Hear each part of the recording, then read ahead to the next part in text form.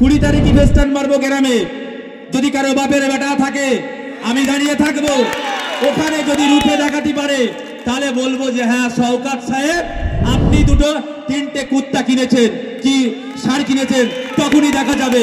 পরিষ্কার ভাষায় বলে যাচ্ছি আজকে এই মঞ্চে থেকে আমি জানিয়ে দিয়ে যাচ্ছি, জন্মগত ভোট প্রথম মানে ভোট যেটা থাকে সেটা আমি টিএমসিকে দিয়েছিলাম।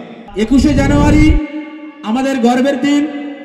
সেদিন আমরা দেখিয়ে দেবো আমাদের কোষপুকুরে 3টে পঞ্চায়েত চলে গিয়েছে না জনগণ চলে গিয়েছে, সেটা আমরা দেখিয়ে দেবো ওই 21শে জানুয়ারির দিনে। আমার জন্মগত ভোট প্রথম মানে ভোট যেটা থাকে সেটা আমি টিএমসিকে দিয়েছিলাম।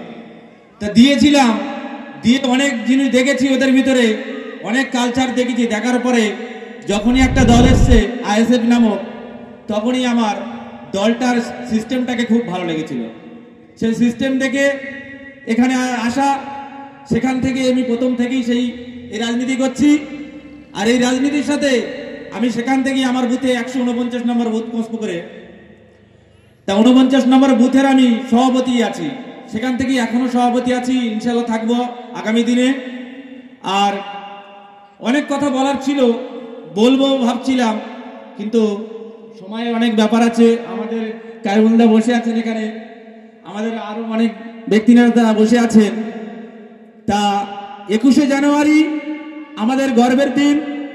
সেদিন আমরা দেখিয়ে দেবো আমাদের কোষপুকুরে 3টে পঞ্চায়েত চলে গিয়েছে না জনগণ চলে গিয়েছে, সেটা আমরা দেখিয়ে দেবো ওই 21শে জানুয়ারির দিনে।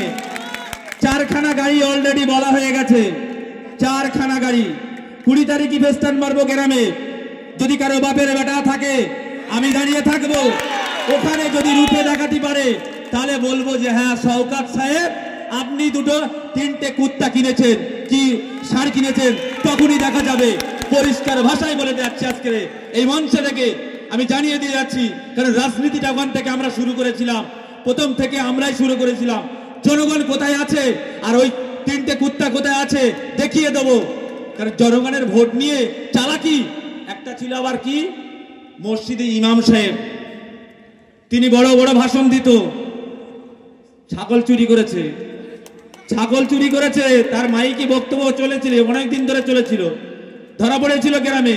আমরাই বাঁচিয়েছিলাম যে না হুজুর মানুষ এনাকে ছেড়ে দেন, বাদ দেন, নিজেদের ভিতরে মিটিয়ে নিয়েছিলাম।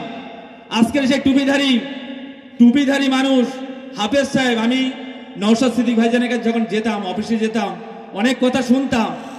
তা ওই মানে আমাদের ওর নামটা আমি নিতে মানে আমার খারাপ লাগছে নিজেরই, কারণ এত বড় একটা নোংরা কাজ করেছে, নামটা ওই জন্য নিচ্ছি না।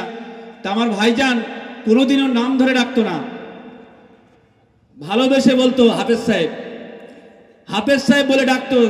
তিনি লোভ লালসায় এত মানে ডুবে গেছেন, সেই লোভ লালসায় নিজেকে বিক্রি করে দিয়েছে। অনেক খবর আসছে আমাদের কাছে যে অনেক কিছু সে মানে ববাববি করছে, কি কোথায় সব নেশার জিনিস।